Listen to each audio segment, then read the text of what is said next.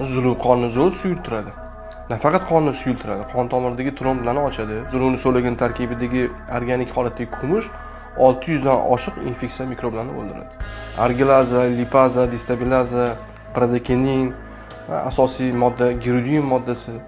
Bularning hammasi 100 dan oshiq biologik faol moddalarni kokteyl holatdagi ko'rinishi bu faqat shu yagona mavjudot bo'lgan zuluni tarkibida bor.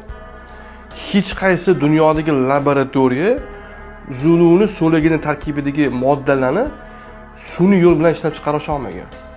Shuning uchun zulu bilan davolanish, gidroterapiya orqali davolanish, glaukoma kasalliklarida, varikoz, gemoroy kasalliklarida, yuqori qon bosimi, osteoxondroz, beldagi umurtqa pog'onasidagi griza kasalliklarida, uyqusizlikda, qo'l oyoq uvishlarida yoki muzlashida yoki buni aksi qizishlarida juda ham samarali natijalarga erishish mumkin.